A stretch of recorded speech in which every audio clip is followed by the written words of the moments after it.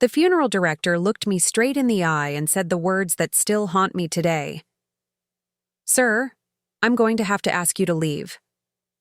Behind him stood my own family members, nodding in agreement, their faces twisted with a mixture of embarrassment and disgust.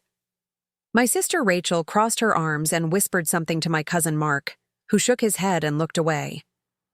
This was my father's funeral, and they were throwing me out like some kind of stranger who had wandered in off the street. I'd love to know which corner of the globe you're watching from, and if this story speaks to you, make sure to subscribe. Tomorrow's video is one you absolutely can't miss. My name is Daniel Hayes, and for the past 15 years, I'd been the family disappointment. Not because I was a criminal or a drug addict, but because I'd made a choice that my family could never forgive. I'd walked away from the family construction business to join the military right after high school graduation. The Hayes family had been building homes in Cedar Rapids, Iowa for 3 generations. My grandfather started Hayes & Sons Construction in 1952, and my father, Robert Hayes, had expanded it into one of the most successful contracting companies in the state. The plan was simple. I'd graduate high school, spend a summer learning the ropes, then take over operations while my father focused on the business side. It was all mapped out, discussed at every family dinner, assumed by every relative who asked about my future. But I had different plans. The day I told my father I'd enlisted in the Army, he didn't speak to me for 6 months. When I finally came home for Christmas leave after basic training, the tension in the room was so thick you could cut it with a knife. My mother, Patricia, tried to keep the peace, but my father made his position clear during Christmas dinner. "A man doesn't abandon his family's legacy to go play soldier," he said, not even looking at me as he carved the turkey. Especially not when there are real responsibilities waiting for him at home. My sister Rachel, who was 2 years younger, and had always been the favorite, chimed in with her usual support for whatever Dad said. "Daniel's always been selfish. This is just another example." That was the beginning of what would become a 15-year Cold War within the Hayes family. Over the years, I've tried to bridge the gap. I sent postcards from every deployment: Germany, South Korea, Afghanistan, Iraq. I called on birthdays and holidays. When I got promoted to sergeant, then staff sergeant, then master sergeant, I shared the news, hoping for some kind of acknowledgement or pride. Instead, I got polite but distant conversations with my mother and complete silence from my father. The construction business thrived without me. My cousin Mark, my uncle's son, stepped into the role that was supposed to be mine. He married young, had kids, bought a house 3 blocks from my parents, and became the son my father had always wanted. Rachel married a local banker and stayed in town, giving my parents the grandchildren they doted on. Meanwhile, I was halfway around the world, leading soldiers through some of the most dangerous missions our country has ever asked its military to undertake. I earned commendations, saved lives, and slowly worked my way up through the ranks. But none of that mattered to the Hayes family. To them, I was still the selfish kid who'd abandoned his responsibilities. The last conversation I had with my father was 3 years ago, during one of my rare visits home. I'd been promoted to colonel, a rank that less than 2% of military officers ever achieve. I thought maybe, finally, this would be something he could respect. "Dad, I wanted to tell you in person," I said as we sat on his back porch. The same porch where he'd taught me to whittle when I was 8 years old. "I made colonel. The promotion ceremony is next month." He took a long sip of his beer and stared out at the cornfield behind his house. "Good for you, son. I'm sure your soldiers appreciate having someone in charge." That was it. No congratulations, no pride, no acknowledgement of what the promotion meant. Just a neutral statement that somehow felt colder than outright anger would have been. After that visit, I stopped trying so hard. I still called on holidays and sent cards, but I accepted that my father and I would never have the relationship I'd always hoped for. I focused on my career, my soldiers, and the missions that gave my life meaning. Then, 2 weeks ago, I got the call that changed everything. I was in my office at Fort Campbell, reviewing training schedules for my battalion, when my phone rang. The caller ID showed my mother's number, unusual for a Tuesday afternoon. Daniel? Her voice was shaky, and I immediately knew something was wrong. Mom, what's going on? Are you okay? It's your father, honey. He had a heart attack this morning. He's gone, Daniel. He's gone. The world seemed to stop. Despite everything that had happened between us, despite the years of disappointment and silence, Robert Hayes was still my father. He was the man who'd taught me to throw a baseball, who'd shown me how to use every tool in his workshop, who'd carried me on his shoulders when I was small enough to see the world from that height. I caught the first flight home, taking emergency leave to help with the funeral arrangements. But when I arrived at the funeral home in Cedar Rapids, I realized that my family had already made it clear where I stood. The funeral director, a thin man named Peterson who'd been handling Hayes' family business for decades, greeted me with obvious discomfort. "Colonel Hayes," he said, using my military title with what seemed like reluctance. "I wasn't aware you'd be participating in the arrangements." "Participating?" I asked. "He's my father." Peterson cleared his throat and glanced toward the conference room where I could hear familiar voices discussing flower arrangements and music selections. "Perhaps you should speak with your family about the logistics." When I walked into that room, the conversation stopped cold. My mother looked up with red, swollen eyes, but before she could speak, Rachel stood up from the table where she'd been looking through photos for the memorial display. "What are you doing here, Daniel?" "I'm here for Dad's funeral, same as you." My cousin Mark, who'd apparently taken charge of the arrangements, set down his pen and folded his hands. "We've got everything handled, Dan. We know you're busy with your military stuff." My military stuff? I couldn't believe what I was hearing. "Mark, this is my father we're talking about." Rachel's husband, Tom, who'd always been uncomfortable around me, spoke up from his corner chair. "Look, Daniel, we all know you and your dad didn't exactly see eye to eye. Maybe it would be better if you just let us handle this. Keep things peaceful." My mother finally found her voice. "Danny, maybe they're right. You know how your father felt about things. Maybe it would be better to avoid any conflict, especially now." The room fell silent except for the soft humming of the funeral home's air conditioning system. I looked around at these people, my family, and realized they were serious. They wanted me to stay away from my own father's funeral because my presence might somehow dishonor his memory or cause a scene. "I can't believe this," I said quietly. "Believe it," Rachel said, her voice sharp with years of resentment. "You made your choice 15 years ago when you walked away from this family. Don't expect to just show up now and pretend like nothing happened." That's how I found myself 2 days later, standing in the parking lot of Riverside Baptist Church, watching my family file into the building for Robert Hayes' funeral service, while the funeral director blocked my path to the door. Standing in that church parking lot, I felt something I hadn't experienced since my first combat deployment. Complete isolation in a crowd of people. Cars kept pulling into the lot, and I recognized most of the faces getting out. These were people who'd known me since I was a kid, neighbors who'd watched me grow up, family friends who'd attended my high school graduation party.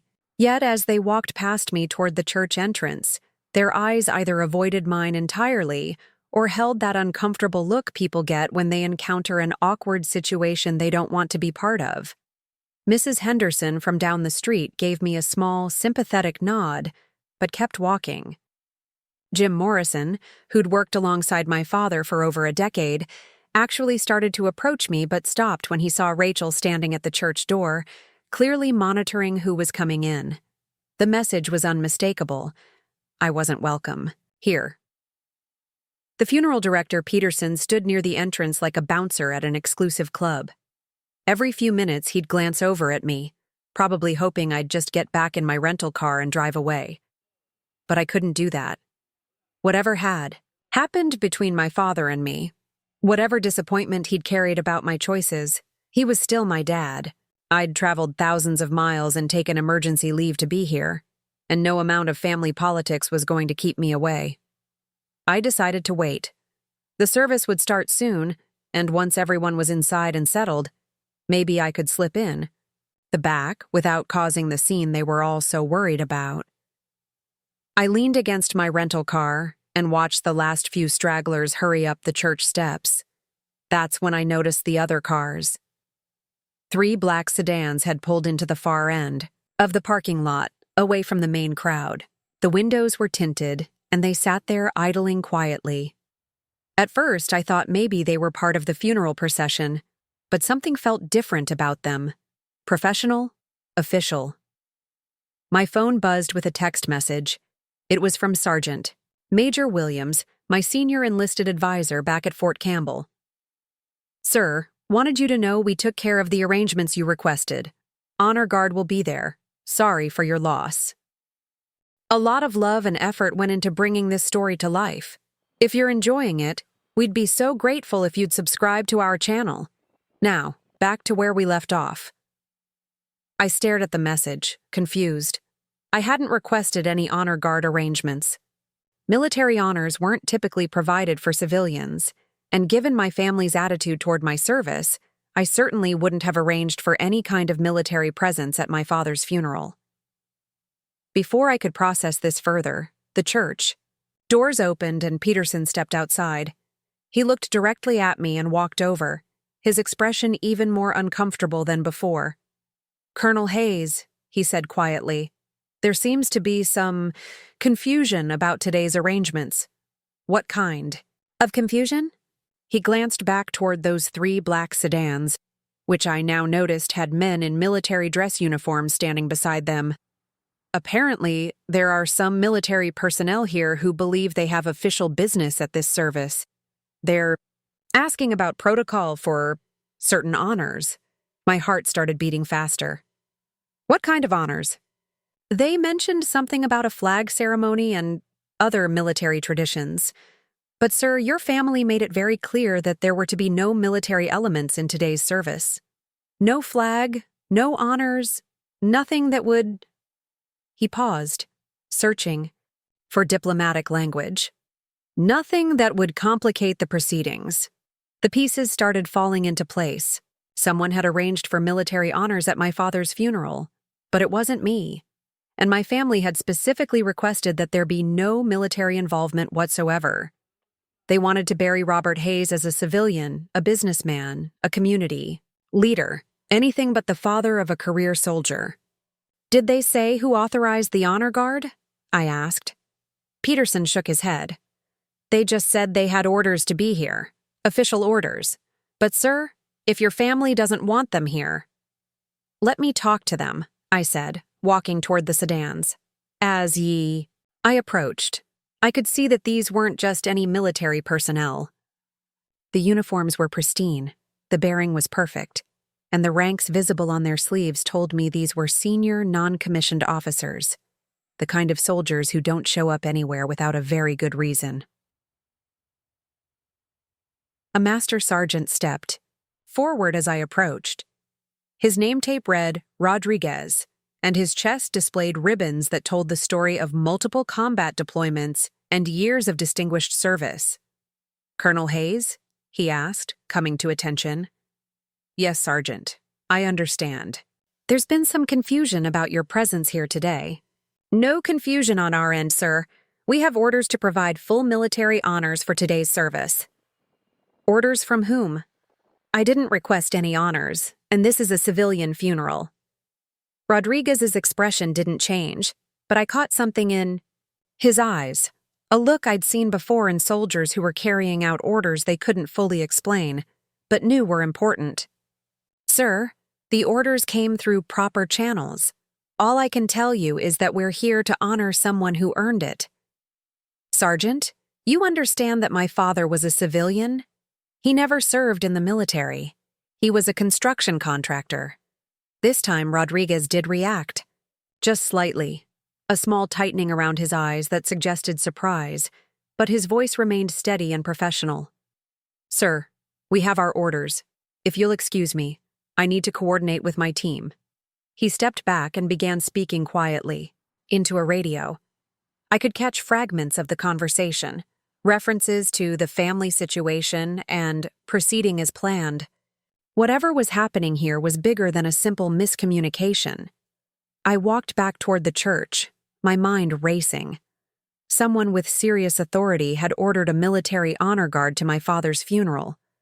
But my father had never served, had never had any connection to the military except for his disappointment in my choice to join. It didn't make sense. Unless a memory surfaced from deep in my childhood. I was maybe 7 or 8 years old, playing in my father's workshop while he built cabinets for a kitchen renovation.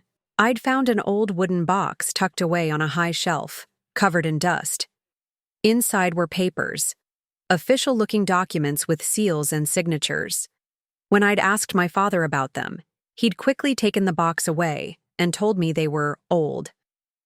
Business papers that weren't important anymore. But I remembered seeing a word on one of those documents that had stuck with me because I'd never heard it before. Classified. My father had also been insistent about certain things throughout my childhood that never made complete sense. He knew things about military protocol that seemed unusual for a civilian contractor. He could identify aircraft by sound alone. He had opinions about military strategy that went beyond what someone would pick up from watching the news. And there were the phone calls, late-night conversations he'd take in his study with the door closed, using language that sounded formal and official. I'd always assumed these quirks were just part of his personality, maybe influenced by having grown up during the Cold War or having friends who'd served in Vietnam. But standing in that parking lot, watching professional military personnel prepare to honor him, I started to wonder if there had been more to Robert Hayes than any of us knew. The church bell began to ring, signaling that the service was about to begin.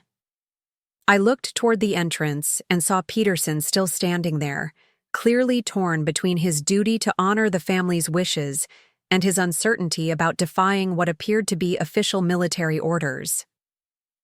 Inside the church, I could see my family taking their seats in the front pews. Rachel was dabbing at her eyes with a tissue while Mark helped organize the younger grandchildren. My mother sat quietly, staring at the casket that held my father's body. None of them had any idea what was about to happen. The service began without me. Through the tall windows of Riverside Baptist Church, I could see the congregation settling into their seats while Pastor Mitchell took his position at the podium. The honor guard remained in formation near their vehicles, waiting for some signal I couldn't understand. Rodriguez kept checking his watch and speaking quietly into his radio, but showed no signs of leaving. I decided to approach the situation differently. Instead of trying to force my way into a service where I clearly wasn't wanted, I'd wait outside and try to piece together what was really happening. The military doesn't deploy honor guards to civilian funerals without extraordinary circumstances, and the more I thought about my father's behavior over the years, the more questions surfaced. 20 minutes into the service, a fourth vehicle arrived. This wasn't another sedan. It was a military staff car with official plates. A woman in an army dress uniform stepped out, and even from a distance, I could see the silver eagles on her shoulders. A full colonel, just like me, but her bearing suggested someone with significantly more time and grade. She walked directly to Rodriguez, and they had a brief, intense conversation. I couldn't hear the words, but I could read the body language. She was giving orders, and they involved a change of plans. Rodriguez nodded sharply, then began repositioning his team. The colonel then looked in my direction and started walking over. As she got closer, I could see her name tape. Chen. Her ribbons told the story of a distinguished career, including combat deployments and specialized training that suggested intelligence or special operations background. "Colonel Hayes," she said, extending her hand. "I'm Colonel Sarah Chen, Defense Intelligence Agency. I need to speak with you privately." Defense Intelligence Agency. That explained the mysterious orders and the professional precision of this entire operation. The DIA doesn't get involved in routine military funerals. They handle classified operations, national security matters, and personnel with connections to sensitive information. "Colonel Chen, I'm not sure what's going on here, but there seems to be some mistake. My father was a civilian contractor with no military background." She studied my face carefully before responding. "Colonel Hayes, how much did your father tell you about his work before you were born?" The question caught me off guard. "Before I was born, he started the construction company when I was a baby. Everything he did was in a local residential and commercial building. And before that, I realized I didn't actually know. My father had always been evasive about his early 20s, the years before he met my mother and settled down in Cedar Rapids. Whenever family conversations turned to that period, he'd change the subject or make vague references to finding his direction after high school. "Colonel, I think you need to explain what's happening here." Chen glanced toward the church, where I could hear Pastor Mitchell's voice carrying through the open doors as he delivered the eulogy. "Your father spent 6 years working for the agency, in a classified capacity. Deep cover operations during the final years of the Cold War. His construction business wasn't just a career change. It was his cover for continued intelligence work throughout the 1980s and early 1990s. The words hit me like a physical blow. My father, Robert Hayes, small-town contractor, the man who'd been disappointed in my choice to serve my country, had been a spy. "That's impossible," I said. But even as I spoke the words, pieces began falling into place. The late-night phone calls, his unusual knowledge about military matters, the classified documents I'd glimpsed as a child. His reaction when I joined the Army hadn't been disappointment in my choice to serve. It had been fear that I was following in his footsteps. "Colonel Hayes, your father's work helped prevent several major intelligence breaches during a critical period in American history. His cover was so deep that even his family never knew. The agency honored that cover even after his retirement, but his death triggers certain protocols." "What kind of protocols?" "Full military honors, recognition of his service, and briefing of immediate family members who hold appropriate security clearances." She paused meaningfully. "That would be you." The irony was staggering. I'd spent 15 years believing my father was ashamed of my military service, when in reality, he'd served his country in ways I was only now beginning to understand. The distance between us hadn't been about disappointment. It had been about protecting secrets that could never be shared. "Does my family know any of this?" "No. And according to your father's wishes, they won't unless they specifically need to know. His cover identity will be maintained. To them, he'll remain Robert Hayes, successful businessman and community leader. But the honor guard will proceed as planned. Your father earned those honors, Colonel. The question is whether you'll accept them on his behalf." Through the church windows, I could see that the service was reaching its conclusion. People were beginning to shift in their seats, and I caught a glimpse of my family starting to prepare for the procession to the cemetery. In a few minutes, they'd all file out, expecting to bury Robert Hayes quietly and without ceremony, never knowing they were laying to rest a man who'd risked his life for his country for over a decade. "Colonel Chen, my family made it very clear that they don't want any military involvement in this funeral. They asked me to stay away because they thought my presence would somehow dishonor his memory. Your father left specific instructions about how his service should be handled. He wanted you to know the truth, but he also wanted to respect his cover. The compromise he requested was that if you chose to accept the honors on his behalf, they would proceed. If not, he'd be buried as a civilian." The weight of the decision settled on my shoulders. I could walk away, let my family bury their version of Robert Hayes, and maintain the peace they seemed so determined to preserve. Or I could honor the man my father really was, even if it meant revealing truths that might shatter their understanding of the person they thought they knew. There's something else, Chen continued. Your father left a letter for you. Instructions were that you'd receive it only if you chose to accept the military honors. She handed me a sealed envelope with my name written in my father's familiar handwriting. The paper was thick, official, and felt heavy in my hands. The church doors opened, and Pastor Mitchell emerged first, followed by the pallbearers carrying my father's casket. My family walked behind, my mother supported by Mark, Rachel wiping tears from her eyes, the grandchildren looking solemn and confused. They moved toward the hearse that would carry my father to Cedar Hill Cemetery for the burial. Peterson, the funeral director, looked in my direction with obvious anxiety. He was caught between honoring my family's wishes and dealing with the reality of military personnel who clearly weren't going anywhere. As the procession formed, Rachel noticed the honor guard for the first time. She stopped walking and pointed toward Rodriguez and his team, who were now standing at attention beside their vehicles. "What are those soldiers doing here?" she demanded, her voice carrying across the parking lot. Peterson hurried over to her, speaking in low, urgent tones. I could see him trying to explain something, gesturing toward me and then toward Colonel Chen. Rachel's face went from confusion to anger in seconds. She broke away from the group and marched directly toward me, her heels clicking sharply on the asphalt. "Daniel, what did you do?" she hissed when she reached me. "We specifically said no military ceremony. This is Dad's funeral, not some army publicity stunt." Before I could respond, she noticed Colonel Chen standing beside me.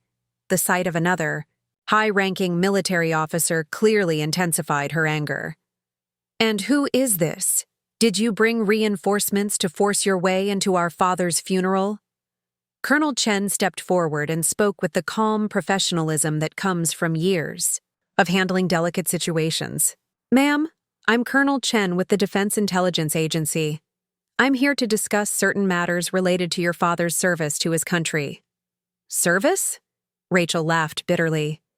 "Lady, I think you've got the wrong funeral. Our father never served in the military. He built houses. He was a contractor." "Ma'am, that's not entirely accurate." The words hung in the air like a challenge. Rachel stared at Colonel Chen, then at me, then back at the honor guard who stood ready to render honors to a man she thought she knew completely. "What is she talking about, Daniel?" The silence stretched between us like a taut wire ready to snap. Rachel stood there, her face cycling between confusion and fury, while the rest of the family began to notice that something was seriously wrong. Mark had stopped loading flowers into the hearse and was walking over, followed by my mother, who moved with the careful steps of someone trying to maintain composure in an increasingly chaotic situation. Colonel Chen maintained her professional demeanor, but I could see her calculating how much information she could reveal to civilians without security clearances. The honor guard remained at attention, waiting for orders that would determine whether Robert Hayes would be buried as the construction contractor his family knew or honored as the intelligence operative he'd actually been. "Daniel," my mother's voice cut through the tension as she approached our group. "What's happening? Who are these people?" Before I could answer, Rachel exploded. "Apparently, Daniel has arranged some kind of military circus for Dad's funeral, despite everything we discussed. He's brought army people to make this all about him and his career." "That's not what happened," I started, but Colonel Chen raised her hand slightly, a gesture that immediately reminded me why DIA officers are trained in crisis management. "Mrs. Hayes," Chen addressed my mother directly, "I understand this is a difficult time, and I apologize for any confusion. However, there are certain legal requirements that must be addressed regarding your late husband's estate." Legal requirements. It was a diplomatic way to frame what was essentially a national security issue, and it gave the family a framework they could understand without revealing classified information. My mother's expression shifted from grief to concern. Legal requirements? Robert's will was filed months ago. Everything is in order. Ma'am, these requirements relate to federal matters that weren't part of your husband's civilian estate planning. With your permission, I'd like to discuss these privately with Colonel Hayes, as he holds the appropriate clearances to handle such matters. Mark had reached our group by now, and his business instincts kicked in immediately. What kind of federal matters? Are we talking about taxes? Government contracts? Because Hayes and Sons has always been completely above board with all our federal work. Mr. Hayes, Chen replied, addressing Mark with the same careful professionalism. This doesn't relate to your construction business. These are separate matters. Entirely. The hearse driver was getting impatient, and I could see Pastor Mitchell checking his watch near the church entrance. The cemetery had been reserved for a specific time, and we were already running late. But my family wasn't going to move forward until they understood what was happening. I want to know what's going on, Rachel demanded. Right now. Whatever. These federal matters are, we're Dad's family. We have a right to know. Colonel Chen looked at me, and I understood the silent question. The decision was mine. I could ask Chen to handle this quietly, maintain my father's cover, and let the family continue believing their version of Robert Hayes. Or I could honor the man he'd actually been, even if it meant shattering everything they thought they knew about him. I thought about the envelope in my pocket, the letter my father had left for me, containing explanations I'd waited 15 years to hear. But more than that, I thought about the honor guard standing at attention, ready to render final honors to a man who'd served his country in ways his own family would never understand. Mom, I said, making the decision that would change everything. There are things about Dad that we never knew, things he couldn't tell us. My mother's face went pale. What kind of things?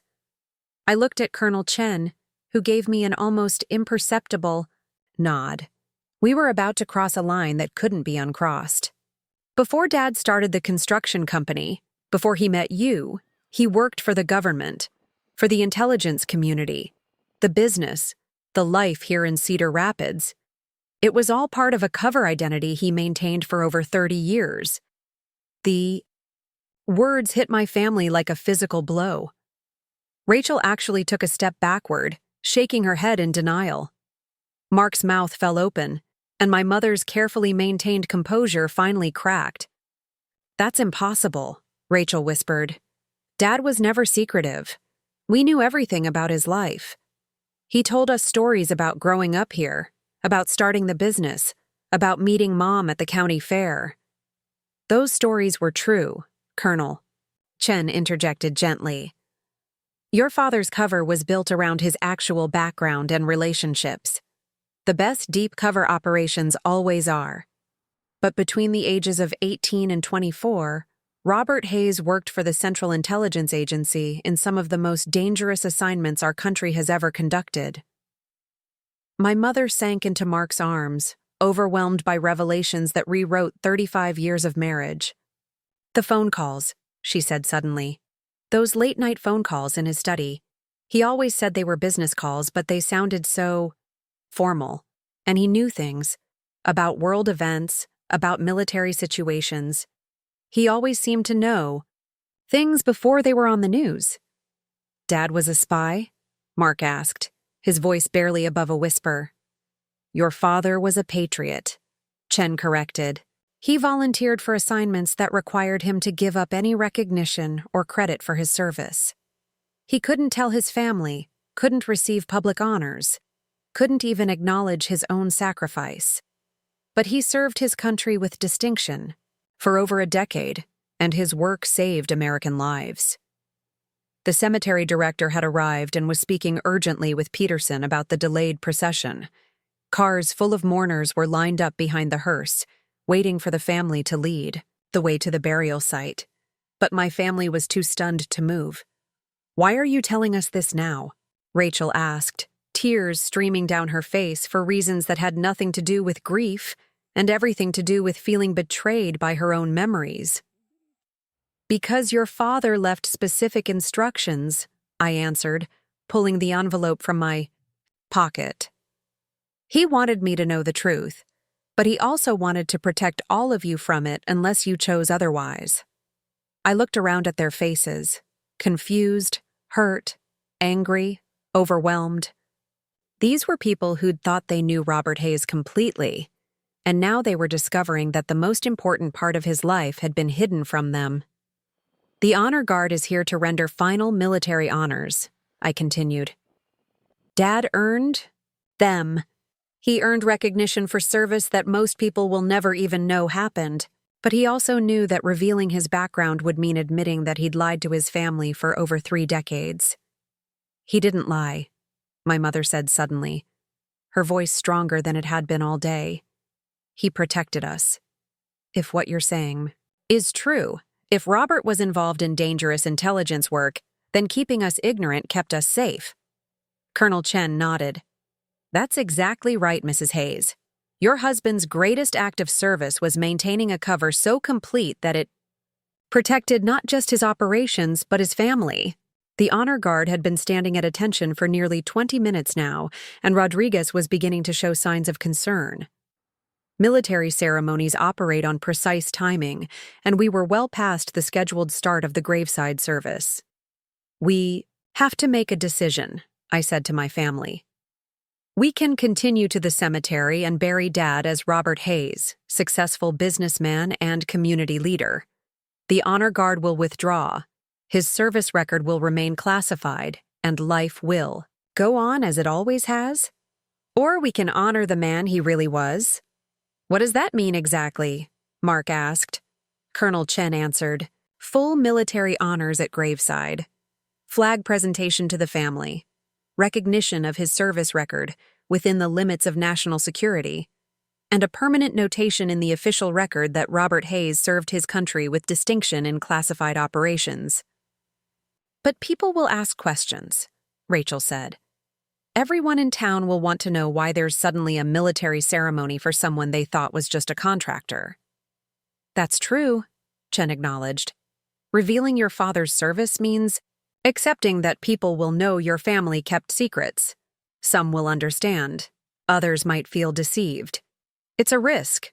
I thought about my father's reaction 15 years ago when I'd announced my decision to join the army. I'd interpreted his silence as disappointment, but now I understood it differently. He hadn't been ashamed of my choice. He'd been terrified that I was following a path that had required him to sacrifice his relationship with his own family. There's something else, I said, opening the envelope he'd left for me. Inside was a single sheet of paper with a brief message in his handwriting. Son, if you're reading this, you now know why I could never tell you how proud I was of your service. I couldn't risk compromising operations that were still sensitive, and I couldn't explain my fears without revealing truths I was sworn to protect. You chose to serve openly, with honor and recognition. I chose to serve in shadows, with secrets and lies. Neither choice was wrong, but I regret that mine cost me the chance to tell you that you became everything I hoped you would be. The Honor Guard knows what to do. The choice of whether to let them do it is yours. Dad. The cemetery director was walking toward us now, clearly frustrated by the delay. The mourners in the cars were getting restless, and the afternoon schedule was falling apart. But for the first time in 15 years, I understood my father completely. The cemetery director reached our group just as I finished reading my father's letter aloud. His name tag identified him as Mr. Franklin, and his expression carried the particular strain of someone whose carefully orchestrated schedule was falling apart in real time. Folks, I'm sorry to interrupt during this difficult time, but we have other services scheduled this afternoon. We really need to proceed to the graveside now, or we'll have to reschedule the burial. Reschedule the burial. The words hung in the air like an ultimatum.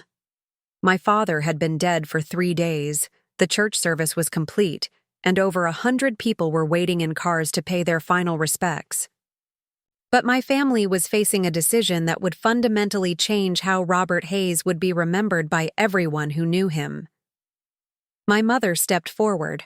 Her composure returned, but her voice still shaky. Mr. Franklin, we need just a few more minutes to finalize some arrangements. Ma'am, with respect, the burial plot is ready, the flowers are arranged, and the equipment is in place. What arrangements could possibly need finalizing at this point? Colonel Chen intervened smoothly. Sir, there are some federal honors that may need to be incorporated into the graveside service. We're determining the family's preferences regarding military protocol. Franklin's eyebrows shot up. Military protocol? Ma'am, this is scheduled as a civilian burial. We don't have provisions for military ceremonies. The timeline, the spacing, the other families, this would disrupt everything. How long would the honors take? My mother asked quietly. Rodriguez, who had been listening from a respectful distance, stepped forward. Ma'am, full honors including flag folding and presentation would add approximately 10 minutes to the graveside service. 10 minutes, Rachel repeated, as if testing how the words sounded. 10 minutes to honor 30 years of lies. The harshness of her statement hit everyone. Like a slap. Mark put his hand on her shoulder, but she shrugged it off. Rachel, he was protecting us, my mother said. You heard what Colonel Chen said. This wasn't about lying to hurt us. This was about keeping us safe. Safe from what, Mom? Safe from knowing that our father was someone completely different than we thought? Safe from understanding why he always seemed distant? Why he could never fully connect with any of us? I spent my whole life trying to earn approval from a man who was living a completely fabricated existence. Her words cut deep because they echoed my own feelings from the past 15 years. But now I understood that my father's distance hadn't been indifference. It had been the price of maintaining a cover so deep that it required him to hold back parts of himself even from the people he loved most. He wasn't fabricated, I said. The love was real. The pride was real. The fear was real too. He was terrified that getting too close to us would somehow compromise operations that could cost other people their lives. You don't know that, Daniel, Rachel shot back. You're making excuses for him because you want this military ceremony. You want vindication for your own choices. The accusation stung because there was a grain of truth in it. Part of me did want vindication, wanted proof that my father had respected military service even when he couldn't show it. But more than that, I wanted to honor a man who'd served his country with a sacrifice none of us had understood. Colonel Chen checked her watch discreetly. Folks, I need to point out that the Honor Guard has other commitments this afternoon. If we're going to proceed with military honors, the decision needs to be made within the next few minutes. The weight of choice settled over all of us. In the cars behind us, elderly relatives were getting uncomfortable in the heat. Children were getting restless. The normal rhythms of death and burial were being held hostage by revelations that had rewritten everything we thought we knew about Robert Hayes. What would people think? Mark asked suddenly. I mean, if we proceed with military honors, what do we tell the community? Hayes and Sons has contracts with half the families in this county. If it comes out that Dad was involved in intelligence work, people might think the business was some kind of front operation. Was it? Rachel asked Colonel Chen directly. Was our family business part of his cover? The construction company was legitimate, Chen replied. Your father built it into a successful enterprise through his own skills and hard work. But yes, it provided ideal cover for certain activities that required him to travel, to have flexible schedules, and to interact with a wide variety of people without arousing suspicion. My mother sat down heavily on the bumper of one of the Honor Guard vehicles.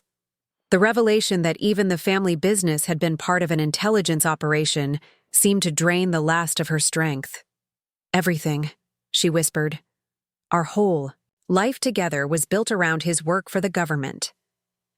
Mrs. Hayes, Colonel Chen said gently, your husband chose to retire from active operations when Daniel was 10 years old. The last 15 years of his life were entirely his own.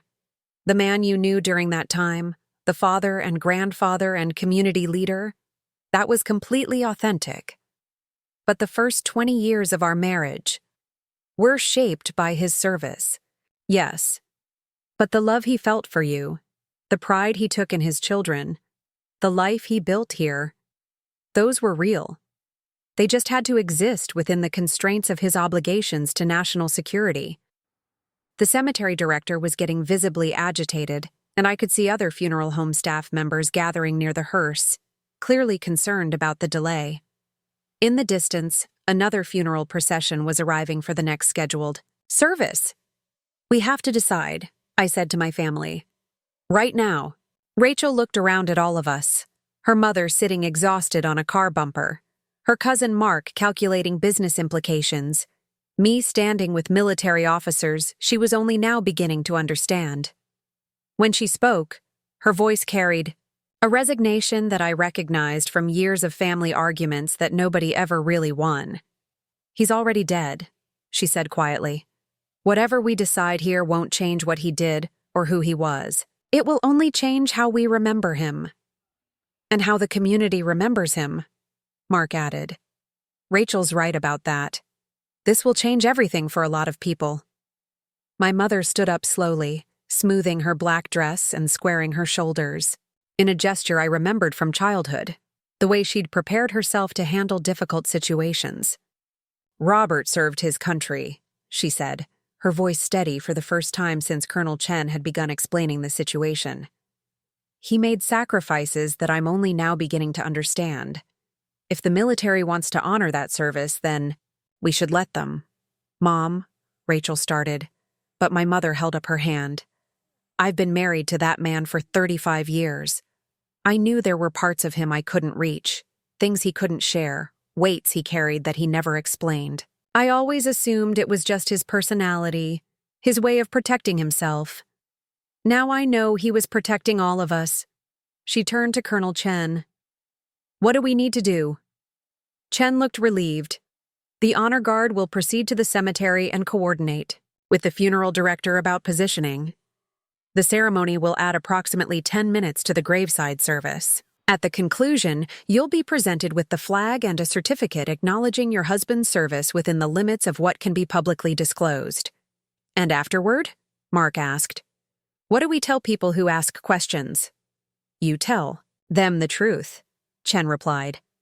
"That Robert Hayes served his country in a classified capacity before establishing his business, and that his service has only now been declassified enough to allow for public recognition." Rodriguez had been monitoring radio communications during our conversation, and he approached Colonel Chen with obvious urgency. "Colonel, we have a problem," he said quietly, but in the tense silence, we all heard him. "Command is reporting that there may be security concerns related to today's ceremony. We're being advised to expedite or potentially abort the honors." Security concerns. The word sent a chill through the group. After 30 years of maintaining deep cover, was my father's Secret Service about to be compromised by the very ceremony meant to honor it? "What kind of security concerns?" Chen asked. Rodriguez glanced around at the civilian family members, clearly uncomfortable discussing operational matters in front of people without clearances. "Ma'am, perhaps we should discuss this privately." But my mother stepped forward with a determination I hadn't seen from her in years. "No more secrets," she said firmly. "If there's something that could put people in danger, we need to know about it. All of us."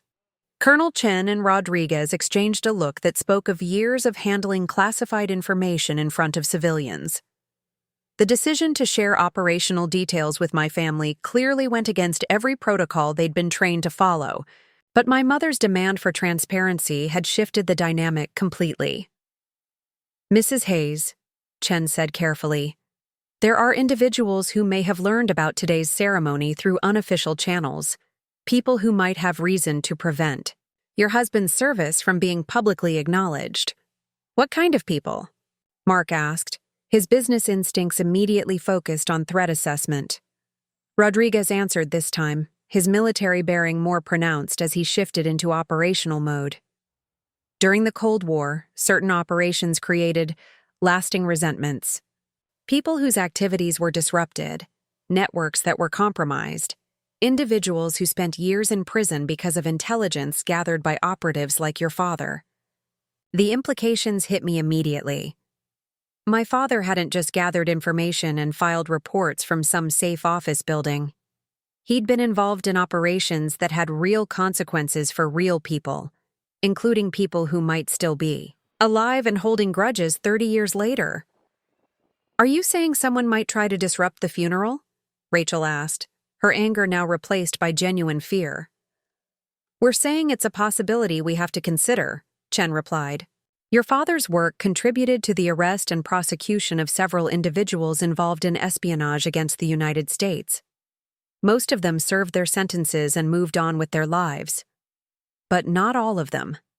The cemetery director had been listening to this exchange with growing alarm. Ladies and gentlemen, if there's any possibility of security issues, I have to ask you to remove this ceremony from our premises. We have other families, other services. We can't put innocent people at risk.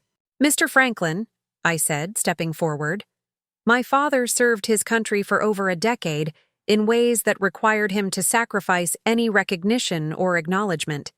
He's been dead for 3 days, and this may be the only opportunity to honor that service. We're not going to let threats from criminals prevent us from doing what's right. Colonel Hayes, Chen interrupted, the decision isn't entirely up to you. If my command determines that the security risk is too high, the honor guard will be withdrawn regardless of your family's preferences. Her radio crackled with incoming communications. She stepped away to respond, speaking in the clipped, efficient language of military operations. Rodriguez maintained his position near the family, but I could see him scanning the parking lot and surrounding area with the practiced awareness of someone trained to identify potential threats. The absurdity of the situation struck me suddenly.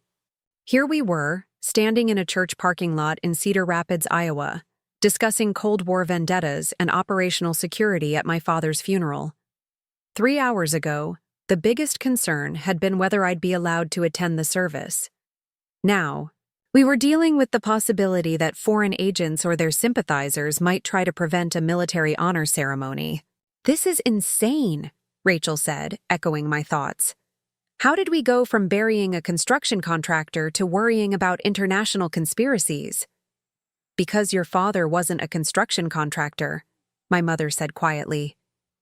He was a patriot who did dangerous work to protect people like us, and apparently that work created enemies who haven't forgotten. Colonel Chen returned from her radio conversation, her expression unreadable, but tense. Command has reviewed the situation. The honor guard will proceed, but with additional security measures. We'll have plainclothes agents positioned around the cemetery, and the ceremony will be modified for efficiency. What does that mean? Mark asked. Shortened protocol, fewer exposed positions, quicker execution. The honors will be rendered, but in a way that minimizes risk to civilian attendees. Rodriguez was already coordinating with his team, speaking into his radio while maintaining visual contact with our group. Within minutes, I could see additional vehicles arriving at the far end of the parking lot. Unmarked sedans that screamed federal law enforcement. Are we sure we want to do this? Rachel asked, looking around at the growing security presence. Maybe it would be better to just bury Dad quietly and let his secret stay buried with him. No, my mother said with surprising firmness. I lived with Robert's secrets for 35 years without knowing what they were. I'm not going to let them die with him. He earned recognition for his service, and he's going to receive it. The procession to Cedar Hill Cemetery took on the character of a security convoy rather than a funeral march. The hearse led the way, followed by immediate family in the funeral home's limousines, then the honor guard vehicles, and finally several unmarked cars carrying what I assumed were federal agents providing security overwatch. As we wound through the streets of Cedar Rapids toward the cemetery, I found myself looking at the town differently. These tree-lined streets, the modest homes, the local businesses. This was the community my father had protected through his intelligence work. These were the people who would never know that Robert Hayes had helped keep them safe from threats they'd never even heard about. At the cemetery, the security measures became more obvious. Agents in civilian clothes positioned themselves around the perimeter of the burial site, trying to blend in with the other mourners, but clearly maintaining tactical awareness of their surroundings. The honor guard took their positions with military precision, but I could see the tension in their bearing that spoke of a ceremony being conducted under potential threat. Pastor Mitchell looked bewildered by the sudden military presence, but he adapted his graveside remarks to acknowledge my father's previously unknown service to his country. The words felt surreal as they echoed across the quiet cemetery. Robert Hayes, devoted husband and father, successful businessman, and faithful servant of his nation in ways we are only now permitted to understand. When the honor guard began their ceremony, the precision was breathtaking. 7 rifles fired 3 volleys in perfect synchronization, the sound echoing off the rolling hills of the cemetery. The flag that had covered my father's casket was folded with the ritualistic care reserved for those who had earned the nation's highest respect. Rodriguez approached my mother with the folded flag, his voice carrying the weight of tradition and honor. "Ma'am, this flag is presented on behalf of a grateful nation and the Central Intelligence Agency in recognition of your husband's faithful and dedicated service." My mother accepted the flag with steady hands, but tears streamed down her face as she held the symbol of sacrifices she was only now beginning to understand. Rachel stood beside her, no longer angry, but overwhelmed by the magnitude of revelations that had transformed her understanding of her father. As the ceremony concluded, Colonel Chen approached me with a final piece of the puzzle. "Colonel Hayes, your father's service record will remain largely classified, but there's one thing you should know. The reason he was so concerned when you joined the Army wasn't disappointment in your choice. It was fear that you might be recruited for the same kind of work he'd done. He specifically requested that you never be approached for intelligence assignments." The irony was profound. My father had spent years appearing to disapprove of my military career, when in reality he'd been using his connections to protect me from following too closely in his footsteps. "He wanted you to serve your country," Chen continued, "but he wanted you to be able to do it openly, with recognition and honor. Everything he'd been denied." As the mourners began to disperse, several longtime family friends approached my mother with questions about the military ceremony. She handled each inquiry with grace, explaining simply that Robert had served his country before starting his business, and that his service had only recently been declassified enough to allow for public recognition. The security agents melted away as quietly as they'd arrived, leaving no trace of the precautions that had been taken. If there had been any real threats, they'd been deterred by the visible security presence. The ceremony had proceeded without incident, allowing my father to receive the honors he'd earned through decades of silent service. Standing beside my father's grave as the last mourners departed, I realized that our family would never be the same. The man we'd thought we knew had been replaced by someone far more complex and heroic than we'd ever imagined. The distance I'd felt from him for 15 years hadn't been about his disappointment in my choices. It had been about his determination to protect me from the sacrifices his own service had required. Rachel approached me as I prepared to leave, her earlier anger replaced by something that looked like understanding. "I'm sorry, Daniel," she said quietly, "about trying to keep you away from the funeral, about thinking Dad was ashamed of your service. I didn't understand." "None of us understood," I replied. "That was the point. He protected us by keeping us ignorant." As I drove away from Cedar Hill Cemetery, I carried with me not just the grief of losing my father, but the profound respect that comes from finally understanding the man he'd really been. Robert Hayes had served his country in the shadows for over a decade, then spent the rest of his life maintaining a cover so complete that even his own family never knew the truth. The honor guard had saluted, the flag had been presented, and the secrets of 30 years had finally been acknowledged. My father was gone, but for the first time since his death, I felt like I'd actually known who he was. Looking for more? We've got 2 amazing stories ready for you right on screen. If this one touched you, these are absolutely worth your time. Click to watch them now. And hey, subscribe and hit that bell to never miss our latest uploads.